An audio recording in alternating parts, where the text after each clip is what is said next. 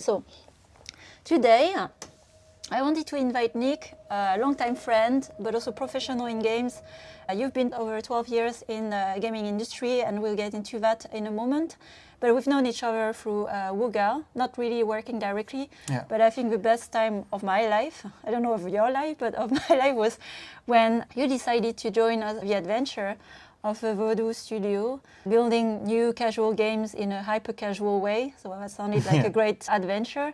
And trusted me and the team as well that we built in 2019, a bit before COVID. And I think that's how we connected, worked together.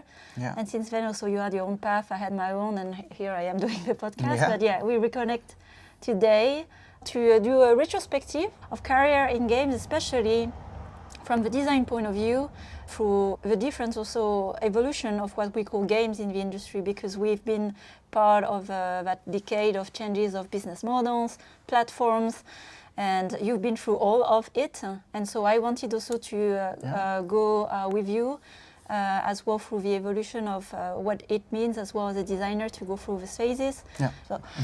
So welcome, Niek, first of all. And we have Leo here, but maybe some people can see her in the camera. I wanted to start maybe with a start for people who don't know you. How did you start the career in games? From where? Which background? Where are you from? So I'm from the Netherlands. I grew up in the south of the Netherlands, and how I grew into games is since very young. So when I was a kid, I wanted to be a writer, and also an inventor. Because I wanted to be a writer, because I loved reading children's books, and I imagined myself like trying to write these stories and be able to, to dive deeper in the world that I would have created in my mind, and it sounded very appealing and very romantic to me. I learned different things about being a writer now, but at that time it felt really, really cool. And then also I wanted to be an investor. Sometimes I said I wanted to be an investor. Sometimes I said inventor. Sorry. Investor? Not investor. Well, investor. Investor. Who knows? Who knows? Inventor. Because I was always creating these contraptions and shenanigans in my room with ropes and tools and other things. I once smashed a light switch because I just wanted to be able to turn it off on distance with a rope, and I put a gavel above it, a hammer. Turns out it doesn't really work. But I didn't know this was not a real profession back then. So that's what I wanted to be, and I was kind of in a creative mood always. And then my mother, she bought a Super Nintendo for us at home, and we were playing Super Mario World. I was 5 years old. And this really inspired me to also then later, when I was 8, I think I designed a platformer on paper, on like sequences of A4 paper with markers. So this was technically my first designed game that I based it on Mario, of course. And since then, I've just been playing many games, lots of Nintendo, lots of PlayStation and PC as well. I have prepared a list of games that really influenced me. I had to really think about it because there's been so many, but I can riff it off. So it's like I have, of course, all the Mario platformers. I start with Super Nintendo, like Goof Troop, Street Racer, Zelda's, Ocarina of Time started with, and then all the way until Tears of the Kingdom recently. And then there's like Dungeon Keeper, Super Smash Bros. Melee, Warcraft 3, The Sims, Final Fantasy X, Kingdom Hearts, World of Warcraft, Uncharted, The Last of Us, Valheim, and Sea of Thieves. And these games have all really inspired me to a way that I will remember them for the rest of my life because they somehow made a big impact.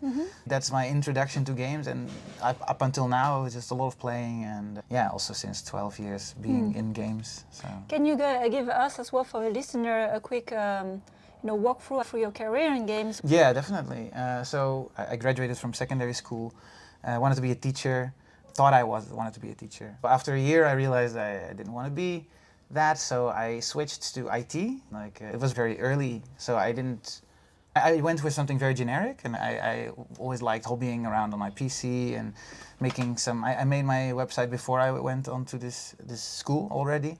So I was quite interested in this, and I thought HTML was coding. Well, it was of course not, but it really got me in there. And so during my third year, then I realized we had to choose a minor, and my minor was multimedia because I always loved. And so there was a game made by 5 programmers and myself, which basically meant no artists, no sound people, no designers. So in the end, I designed the whole game, did all the sounds, did all the graphics. I ripped stuff from Red Alert. Oh. And just because it was a school project anyway. And yeah, I realized, wow, this is actually cool to do. Then after this epiphany kind of, I realized, whoa, this could be a really cool job. Can I become this? And then I realized, whoa, game design is actually a whole like principle that is something that you can also study this. And I found an education, which was in Utrecht. Yeah, and then I was lucky to get hired in Spil Games, which was was my first real job as a game designer in the industry, where I made Facebook games, solitaire games, and match 3 games, and other things. And yeah, then there was only 1.5 years or something, and then the studio got closed, as it goes, you know. And it's quite common these days. I know that story. Most places where I worked got closed down. So I know the feeling. So that happened, and then I worked on another educational project for half a year where I taught English to Colombian kids. But then I got hired, I applied for a job outside of the Netherlands because I realized it's not a big industry, and then I was hired at Wooga. And then I came to Berlin, and then yeah, the rest is a bit more recent history. And yeah, so that like years later, by the way, shout out to Jens, because like, man, this company really changed who I am as a professional. It's nice, and he's the best CEO I've ever met. Many people are saying that. Yeah, it's very, we very need nice. more Jens in this world. Do you need more Jenses in this world? It's thanks to him that we are here together. It's thanks to him that half of the people in games in Berlin are here together. Yes. Anyway, yeah, so that was super cool. And so because of that first education where I learned to be a programmer, it fundamentally determined how I design games, because I have a technical background, and doing it in a technical way really helps me find edge cases about that could boost my conceptual designs. And I find edge cases super easily because I simulate in my head how the data would be structured if I would have to program it myself. And that is something not all designers can do or are focused on, and it really does help a lot thinking in these data structures. And I've also been validating and validated by real developers like the ones that we had in our team, and currently also in my current team, that they're very happy about the way I can think about these things, because it really helps a lot, taking a lot of load from their shoulders and stuff like that. But yeah, that's kind of the history, and at the moment, I will get to this later, but I am working at a small startup called Moonlit Games, where I make a top-down shooter, also on mobile. And among the games as well, context for people you worked at Wooga, was that Perspiral?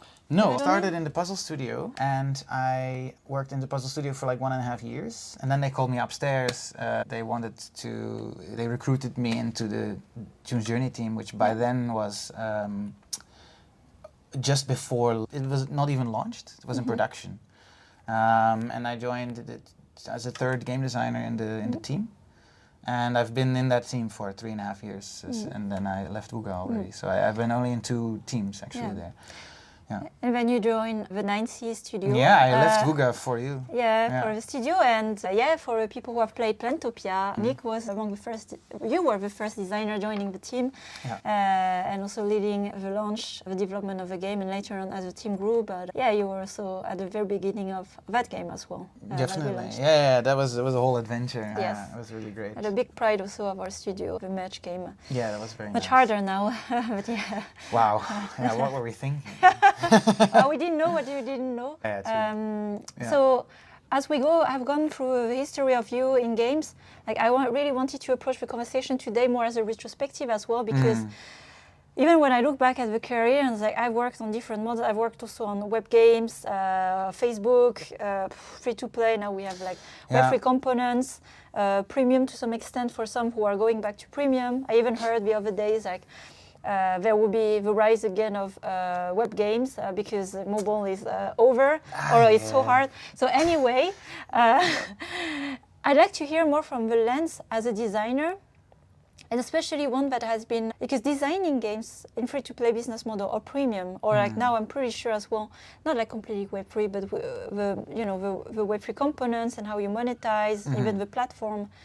let's focus here first on free-to-play. And I hear as well from your story, you have been driven by passion. And I know that working with you as well, putting a lot of your heart, yourself, it's an industry of passion. Yeah. And one that I have found really hard for designers is finding the balance between the business, which is very consumer-oriented, sometimes to nonsense for us. I mean, we worked in a hyper-casual company, right?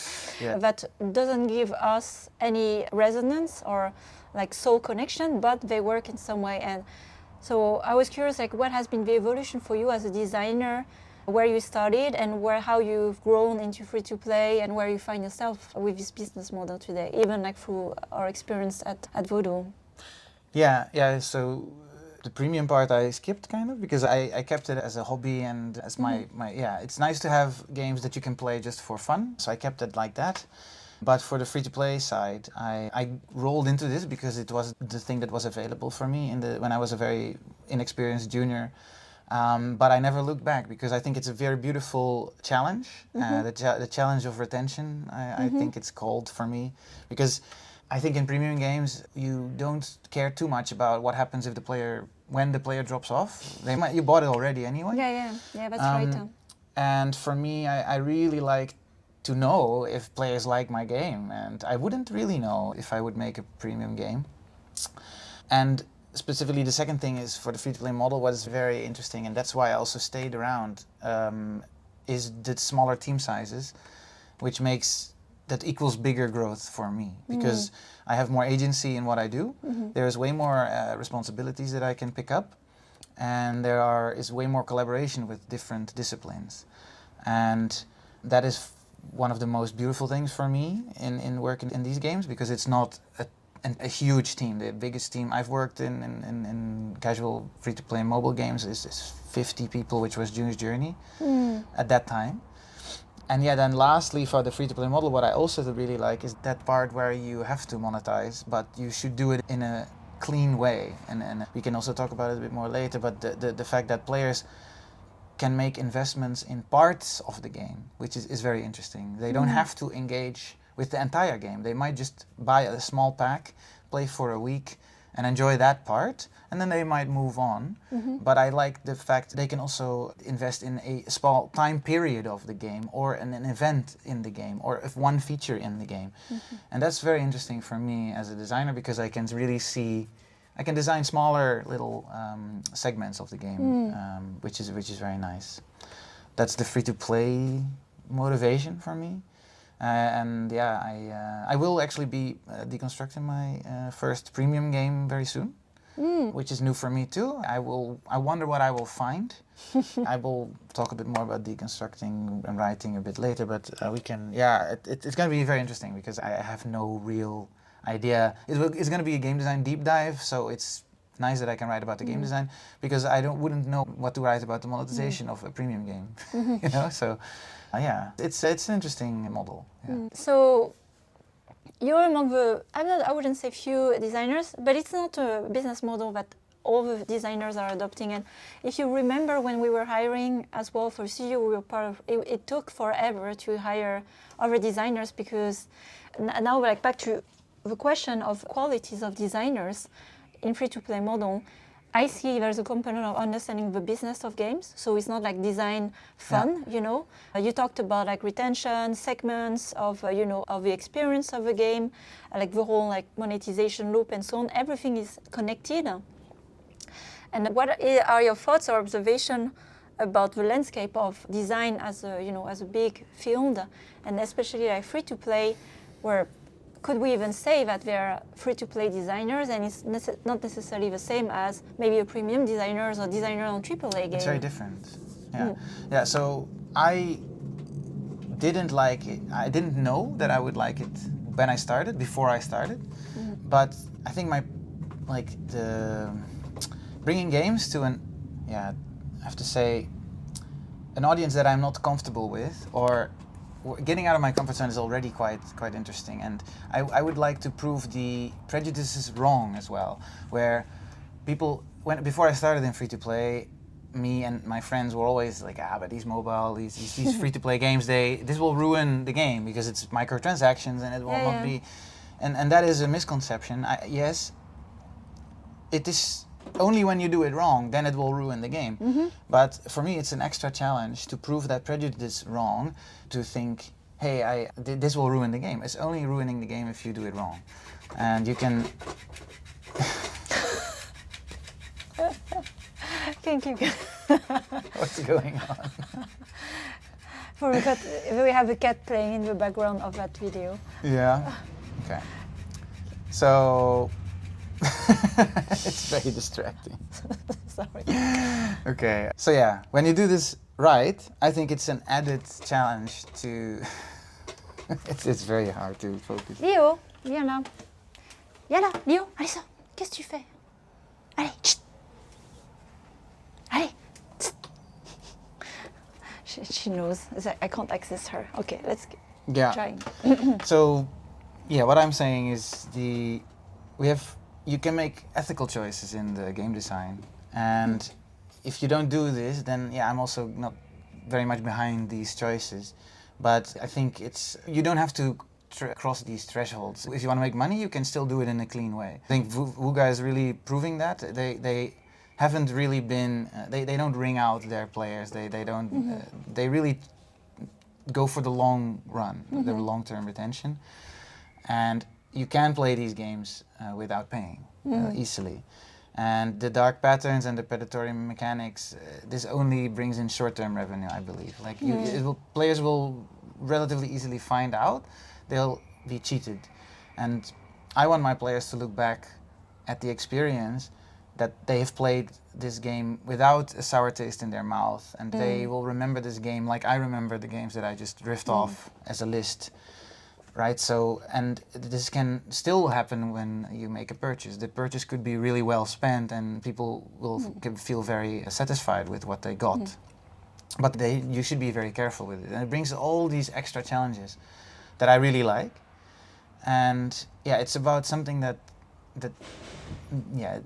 for me the main reason why I think it's an extra challenge for me, which is very fun. And it's good also to hear the non-just critical, very polarizing opinions about free-to-play design and free-to-play as a model. It's very misunderstood. Yeah. And when I was younger, I wanted to be a game designer at Blizzard, because then I realized, whoa, this is so cool and I love these games. And but I don't want to be that anymore, because I would have way less autonomy. It would be a huge switch now. That's not why I wouldn't do it, but I really like the challenge of bringing things to an audience that is maybe even underserved. I mean, now free-to-play players are not underserved anymore, but they were in the past. Yes. And they haven't been for a while now, because accidentally we made a good choice by going into free-to-play, because even AAA went into free-to-play mostly now. But it is a very interesting, it went in a very interesting way. And yeah, I think underserved audiences for me is also a big plus. So when I was working for, one of the biggest prides, my biggest pride is still June's Journey, because the player reactions that we got as the team from these old ladies. The ladies the average age of a June's Journey player is about 50 to 55 years old, which is average age, which is insane to me. I've never worked for an audience that old, and the happiness that these players feel that they have found the game that is specifically made for them, that is so much more powerful for me than making a game for gamers who have Steam libraries full of games they don't play. So for me, it's much more interesting to serve everyone, especially non-gamers, if you will, to make them gamers. So yeah, that brings a lot of joy for me. I would say like something important, and we'll get to that as well, among the key traits as the designer, is beyond the creation, like I want to make the games of my dream, like there's really a passion towards an audience, like creating an experience for others. And you are saying this through different words right now, like really, the audience of June's Journey and the joy that it brings them in the way the experience is designed. So that's also like one that is a key, I would say, driver for designers who want to work on free-to-play. Yeah. We touch on the writing part because you've been writing, I think, for DOF as well in the past. Yeah, and Navic now. Exactly now. Yeah, I've been. And your own, of course, website leadership. Yeah, that's just a collection of it. Yeah. But I started 4 years ago, I think. Yeah, 4 years ago in 2018 even, I think. First article was about, don't you guys have phones? You know, like that whole thing. And this was not really it was just a small blog post. But I started writing about, because I wanted to do, I don't know what really got me in there in the first place, but I wanted to be a writer when I was a kid. I didn't do it because of that in the first place, but I wanted to get my thoughts in order. And I wanted to show myself that if I would read this back, that I would know what I'm talking about. Because sometimes you think something, you lose you forget what you think about something. And reading this back is actually quite valuable. So it teaches the documentation skills, the communication skills. It's a very good point, yes. Yeah, and I wanted to also manifest I think I have a bit of a knack for writing, so I wanted to manifest this somehow. I think I needed to get rid of this energy somehow. So I didn't have an ambition there, but I thought it would be fun, and I could make my own website, so I just made my blog. And I started writing, and yeah, in a really quickly already, I got invited by, I think, Adam Telfer to write for his website, mobile free-to-play website. Right. And I wrote first deconstruction, and that was a huge egg that I had to breed. It was very difficult for me because I really had to. He asked me so many difficult questions that I never thought about as a game designer. It really pushed me to think as a product manager. And it added also really one discipline to my list of disciplines that I now can talk better with product managers and that I have more market knowledge. And it's a huge plus because if I know what games, especially in a smaller studio, if we have to come up with a new game, I could really easily see where the holes in the market are. So, and that kind of put me a bit on the map. I was quite early, and specifically as a game designer, I didn't see any game designers writing. A lot of product managers were writing blog posts and articles, and Deconstructor of Fun was going already for years. But I was like, why is there no game design focused one? Because that's something really interesting. And of course there are game design blogs, but they don't have these deconstruction type articles. So I just took a game or a topic and I just ranted about it and thought about it, and it really gave me that confidence as well in the end to, if you think about something for 20, 30, 40, 50 sometimes hours, and you really deconstruct and analyze those games, you can definitely gain the confidence that you know basically you are in the top 1% knowledgeable people about that really specific topic, which is of course most of the time is not super useful, but you can you can also transform these learnings to other games because it's all connected, obviously. So you only fully really understand something when you can teach it, which for me brings that full circle of like, okay, if I can teach what I know about something, I must understand, and that gives me that confidence. And yeah, that's really the evolution of how my motivations grew in that area. But yeah, in the beginning I wrote for fun and for free and for writing my thoughts down, but it became a more lucrative thing now that I can work for Navic as well. And they have a beautiful content pipeline with lots of really nice articles most listeners will probably know. So I've been writing for them already for a while, since last year, a bit more than a year. And yeah, that's very nice to do as well. And they keep challenging me as well because they have very smart people in there. They're all consultants and they have huge different skill sets in their network. So it really, in the end, it counts as networking too. It put me on the map in the end because I think I know, lots of people know my name now because of the exposure that I got. Specifically on Deconstructor of Fun, and on LinkedIn I cross-post the articles on my blog as well. And it just grows, and it's free networking, and it makes it. I don't. Otherwise, you would probably also not have found me maybe that easily after when you were recruiting for Voodoo. Yeah, probably. So it is. It really gives you that edge. If you just sit there at home and you don't really publish yourself, you have to find other ways to do so, and then you can go to you can do it other ways. But I use my writing to do it this way. I see like the virtue of writing.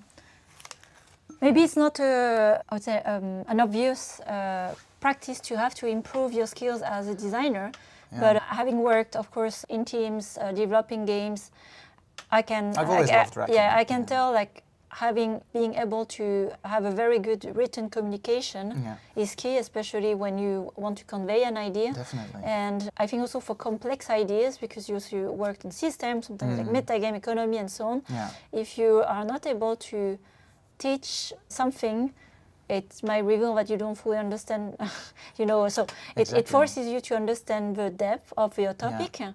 And so I can recognize that because writing myself or creating content, you really have, I would say, almost to master the topic, to have the confidence to what you're writing about, because then you can deconstruct it and explain it in a simpler way, not simple way, but simpler way to others. Yeah. And that's how you share as well. Exactly. So there are so many qualities around writing, and it's a really hard task. It's very difficult. Yeah, I don't know how full-time writers do this.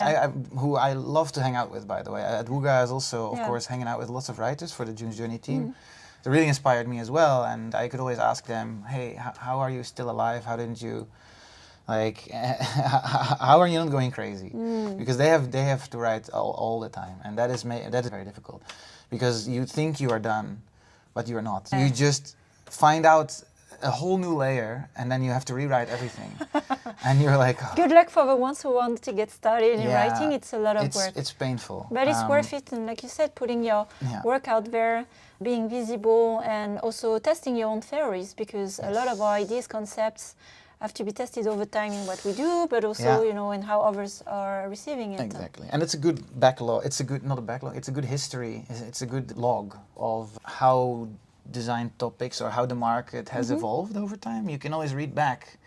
Specifically, I took a topic like hybrid casual is one of the things I have often written about, and I can see throughout my own articles how the whole thing developed, and that is very nice to be able to read back, because it's kind of a historical... it's an archive, like I do that as well for leadership. It's your own journal, it's a journal that others are also benefiting from. Yeah, that's true. All right, let's move on.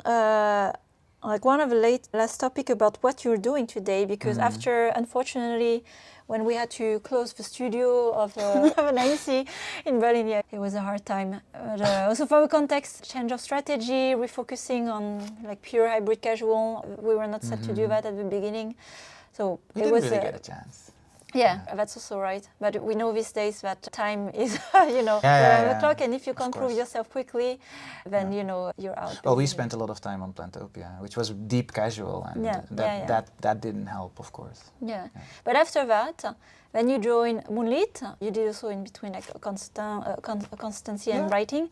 I joined quite quickly. But as a surprise to your group, but that's also what happened for most people who started, I would say, in 2022. Yeah, games full Web3 or have some Web3. Could you explain what is like the system of your game, and you as a designer, what part are you doing, and how different is that from free to play? Because these days, like, you are making a game with crypto, Web3, but concretely, no one is really talking about the details. Yeah. So I hope you can also bring more light. Yeah, it's very new.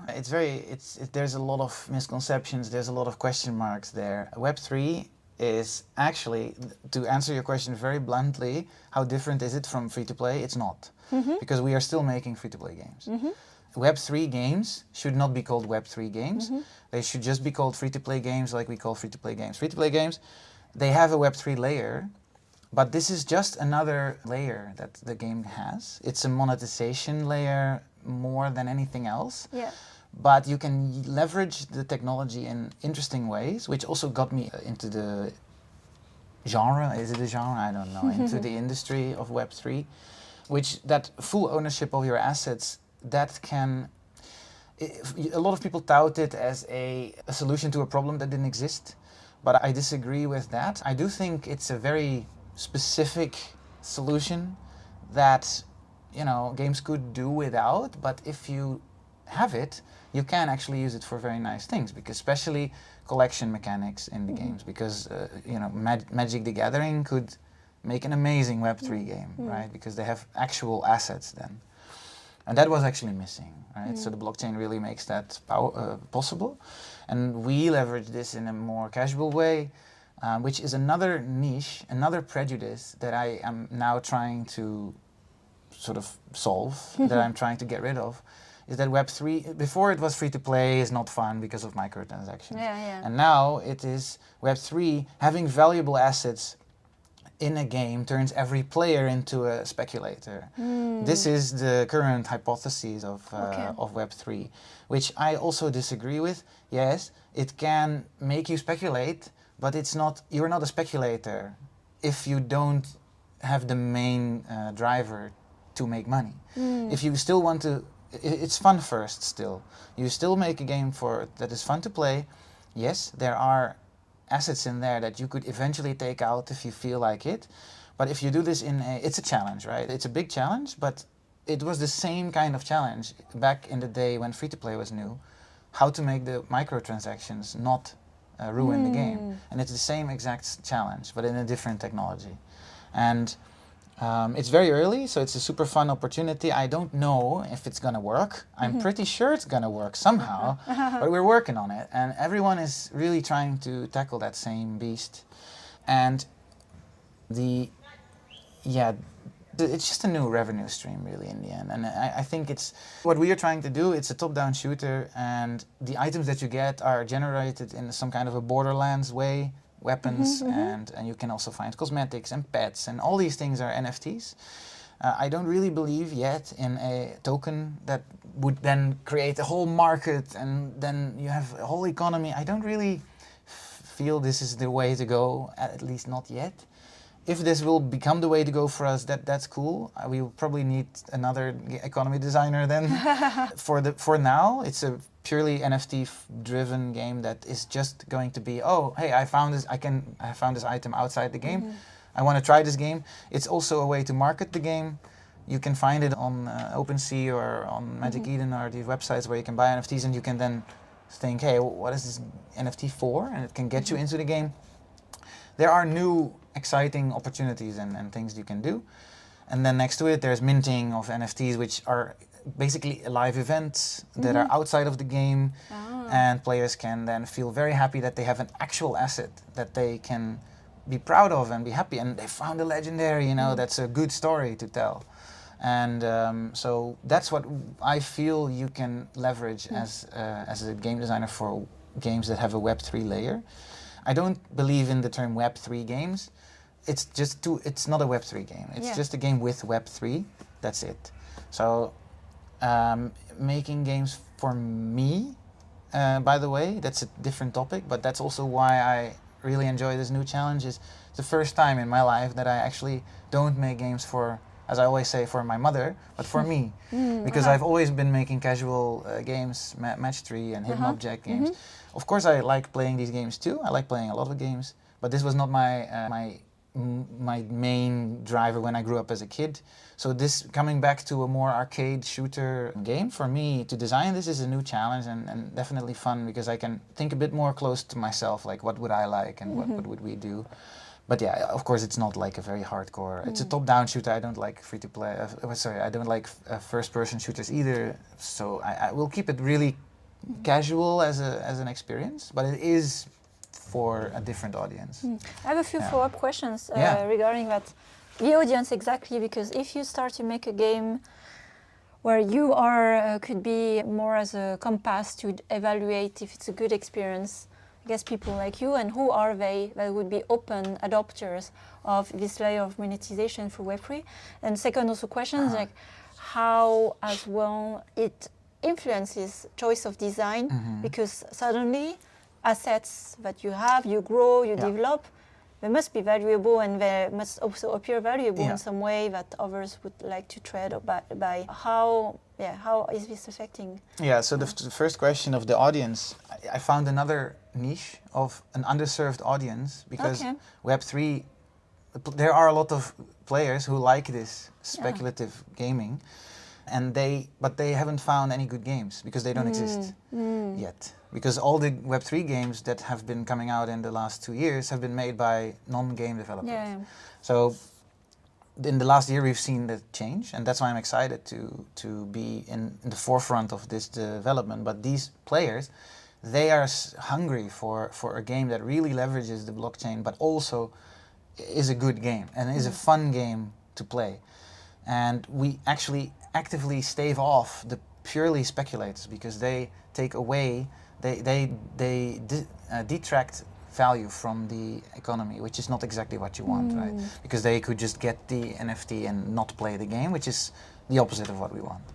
So by giving these NFTs utility in the game, we can get people very excited about how their item is going to perform. So the exact question of how the audience relates to the game, is that answering the question? Yeah. Right. And then, yeah, that second question of how is it an extra challenge, it definitely is, because you have to really think about future-proofing your items. These NFTs are non-fungible, that's inherently what they are, so they can technically not be changed. So if you make an imbalanced item that is now part of the game's inventory of items that anyone can own, then you have a bit of a problem. And the only way how you can solve this is by increasing the power of all the other games and the other items in the game to basically balance that one out. This is, luckily we'll take it really slowly. So we just now we have only pets, and it's few pets, and we check how they influence the game, and then slowly we'll start adding the weapons as NFTs, which they aren't yet.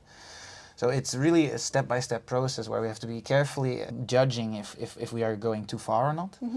But being a roguelike is actually nice, because roguelikes have a inherent power progression in the game. So even if you make a mistake, you can eventually it will be balanced out, because the power creep of the game itself goes higher as well. So it's quite a forgiving genre for these mistakes. I will have to still see. This is very early to work on these things. We will make mistakes, and it will be fun and painful, and it will ruin some, and it will cost money, and it's how it is. But you only get there by trying these things, and that's the fun for me. And I'm happy that now that casual is so adult, it's a very red ocean. It feels like a relief that I can do something else, because I want to stay in the new developing markets. I've always known that when you join us as well, and fortunately there's quite a lot to evolutions of games as we see. Even now we are going through also one until it settles, and it would take some time, and now we have lights. Let there be light. Yes. It's nice to hear as well from you how you are experiencing like the excitement around the new challenges, because from the lens of designer it's quite different from the lens of business, which I have been hearing much more of. But also like you still have a fire and spark of like games and creating an you have exciting to have experience. this. You have to have this. And it's also inspiring for designers who are feeling a bit soul searching, like where can I find my work in maybe not so inspiring models or inspiring frameworks, but that's good as well to hear of a path. And it's all about perception in the end, you know, sharing about it's like perception. So as we get at the end as well of our talk today, as we went through, well, your career in games, free-to-play as designer, but more the love of free-to-play design as a designer, the benefits of writing. I wanted to ask at last, like, and now games with a Web3 layer, monetization mostly. I'll try to say that. It's a much longer sentence than to say Web3 games, but you know, it's a good education to remind ourselves what it is concretely. That's why I wanted to ask you. I wanted to ask more through the career and through also hanging out with many designers. There will always be change, and maybe the skills or the practical skills you have today might be different tomorrow. But looking back through the evolution of your own career, what are the traits, what are the skills that you would advise other designers or people who are really committed to stay in games and design to have, you know, under the belly? The timeless traits. Yeah, exactly. Right. Yeah, there's many, and I had to really think about this over my career, because what a game designer is very tricky to describe, and there are many different iterations of game designers. Like as we already said, premium game designers are very different than free-to-play game designers. But I've tried to be I will try to be generic in the answer. And there's many points that I came up with when I was thinking about it. So the first and foremost one is the most cliche and the most logical one, is that you just have to have the passion, as you already said, to play and explore many different games and things in games. No great game designer only plays shooters. Like you have to be interested in how games work and not just be in playing games. It's very different. And I have seen a lot of aspiring game designers that I ask the question, why do you want to be a game designer? Because I like playing games. But that's not a good answer. You have to really be interested in understanding why games are fun and why they work the way they work. That's of course you've heard this one before. So I think then it leads me to the things that I check for when I interview game designers that we hire, which I think the traits that you really have to have, I think it's very hard to go without these, you have to be a problem solver.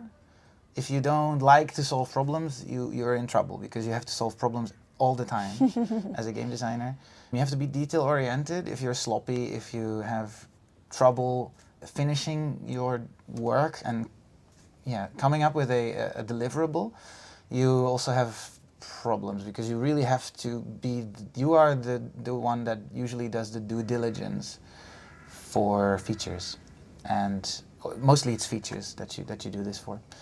You have to be an analytical person. You have to really think in systems, and obviously you have to be a team player, because you have to talk with a lot of people, lots of stakeholders, and because you are talking with a lot of people, you have to show initiative and you have to be humble, because if you do neither of these, or one of these things is missing, you might not intrinsically like to make contact with your stakeholders, and you might fail to do your due diligence. Yeah. And if you make contact with the stakeholders but you are not humble, and they tell you something that they think should be a way they think it should be, and you ignore this, you are also not doing your job. Yeah. Right? So it's very difficult to not have these traits. I think those are the general ones, and then of course there are many different profiles. So that's the one. And then this leads me to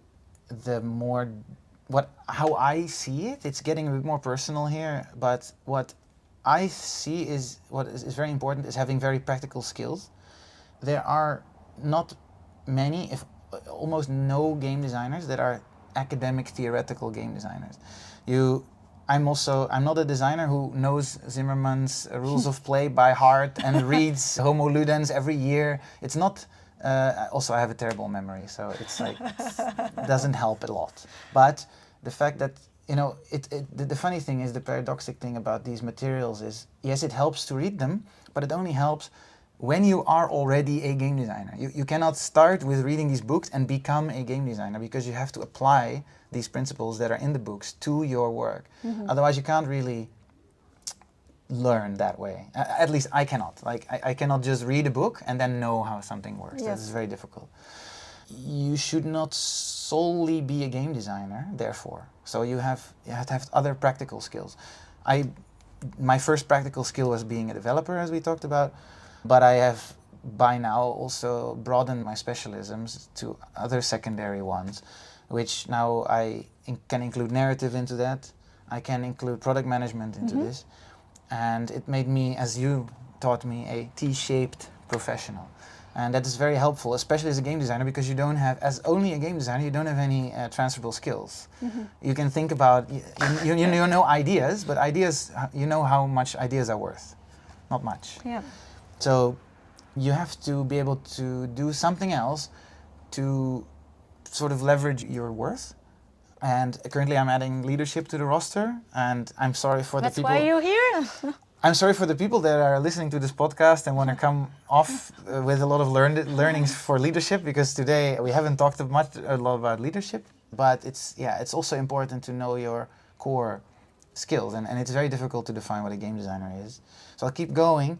The last 2-3 things that I came up with are that you cannot have room for prejudice. So it started for me with free-to-play and stigmas that I had with it that were attached, as I told you already about. And then it became solitaire games, hidden object games, hyper-casual games, Web3. All these things didn't have a great reputation, as also in my head when I started working on these things.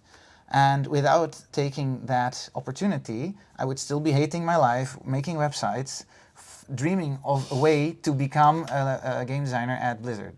Which it doesn't, you cannot get there that way, and you have to, especially because it's a hard industry to get into, especially now, these days, how many game designers are graduating and how many jobs are actually available? It's, I think, 10 to 1 or something. It's very crazy. It's a dream job, if you will, for many people, good or right reasons, good or wrong reasons, I don't know, but it's very tricky. So you cannot have these prejudices and stick to them. You will probably not reach the success that you could reach and your full potential. Then the one big one that I really like to talk a bit more about you with is the team one, is because you are the team builder here. You have to find a team you thrive in. So you have to, you cannot design everything by yourself. That's also a big misconception. You are not the one that designs the game. Lead artists, developers, UX designers, and yes, sometimes even product managers, like, ugh, they, yuck. They are your biggest stakeholders, and they are your biggest sanity checks. And you have to always validate your designs with these people, and you have to walk them through your designs that way. And you have to be humble, as I told you, and be thankful if they have other suggestions, and not be reluctant. You have to be open to them. And the main thing that I want to say is, like, it's not your job to come up with the solution, but it is your job to pick the right one. That is the job of a game designer. You cannot come up with all the solutions. So you have to convince, if you have to convince someone of an idea that you have and it gets a lot of reluctance, you must have a damn good reason to go forward with it, because you're probably wrong. You're not the person who has to come up with all these things. And I think it really translates well into that situation we were in when you cannot do everything. I was the systems designer and the UX designer for a while in the team, remember? And specifically these two hats are practically impossible to do as one person. Because as a systems designer, you come up with the system, and then as a UX designer, you have to imagine how people that don't know anything about the system would understand your system, which is very hard to do. Like schizophrenia. It's very difficult unless you have multiple personality disorder, I think, or you must be some kind of like genius that can turn off parts of your brain somehow. So you remember how happy we were when we hired Marianne. Yes. We got our UX designer, and I didn't have to worry about that. And we had an amazing connection that way. So it's really nice to work together on stuff. So yeah, you cannot be that one, academic Einstein game designer. And then lastly, it's just my message is, if you want to be a game designer, you have to be curious. Because if you're not, like, game designers, to be a game designer is one of the most beautiful professions in the world. As I'm saying this, of course it's very subjective that I'm saying this, but I truly think so, because it will reward you for having knowledge in so many things. You can have also fringe knowledge in crazy different amounts of fields, like psychology, writing, architecture. I'm just riffing off a list of things that I found. I found a website online where it said, oh, all the things you can need if you're making games as a game designer. And it goes on with graphic design, 3D modeling, programming, marketing, sound design, management, time management, economy, finance. Those are just things that are already encompassed in game development. And then you can also make a game about practically anything. So if you are a good underwater hockey player or something, you can make an underwater hockey game. And then suddenly you are very knowledgeable in what. So it's very nice that you can manifest all that knowledge that you have, whatever it may be, into a game, into development of the game. And it's not really game design, it's all the other things around it. So it will make you grow into disciplines. This profession will make you grow into disciplines that you never thought, or in my case, sometimes thought, that you would do and that you could work in. Because now I am this investor inventor. Jesus. You said it multiple times. Why is this so difficult for me? Inventor. You have to be this and apparently I'm an inventor now. And I'm also a writer now. But I didn't do this on purpose. Right? So it's a very cool circle that went fully for myself. And I believe that is all because game design is such an open principle. You can do whatever you want if you think what you want to do. You can be a very artistic game designer too, which is very cool. Yeah. So that's a long list of best practices. Hope everyone noted. Yeah, and the key takeaways. It's a hard job. Yeah, it's a tricky job, but it also is very rewarding. But you have to be open to all this, to the things that I just said. But yeah, I wouldn't trade it for anything else. Well, thanks, Niek, for sharing. I think game designer is such a broad profession, depending on the platform you're going, and misunderstood. That's why it was so hard for us when we were looking for game designer, because I like games, or I have a great idea, doesn't make you a designer, or I have read all the book, doesn't make you a designer. So it doesn't help anything. So I think it's a very, it's like you have summarized it in so many ways, what at least the characteristic of what it takes to be a game designer, in practice. And I wanted just to have a mention here. Yes, the Rise and Play podcast is focused on leaders and leadership. Leadership, it doesn't come with title, it comes with attitude. And all the things you've shared today, because what is behind leadership is leading, influencing a group for doing something. And to have good quality of influencing is communication, being able to verbalize, what you've been doing today, explaining, teaching, motivating, and being humble. You talked about being curious, questioning yourself, being okay also to be wrong and revisit your thinking multiple times. All of that are the traits. All of that are the traits of a leader, a good leader in my definition. So I think back to your humility about it. We don't have to say if it's a leadership podcast or not in today's conversation, but a lot of the things you said and shared are worth of what a leader would share. Thank you. About. That's So, nice, and I have seen that always. This is a moment of praise for the listeners. But this is also something I've also always seen when we were working in the studio, that you've always had. You didn't have a T-shirt, the title, but you were leading the team anyway, through the design and direction. So you have that in you. Thank you. And that will close the conversation today. So thanks for showing up and also talking openly and with also reflection, depth and vulnerability about your whole journey as a designer in games. My pleasure. And thanks as a friend. Thank you. Thank you, everyone. It's night, Thanks. you see, it's night. To sleep. We have our wine, so it's time we close the video. And we see you at the next episode. Bye-bye. Bye-bye.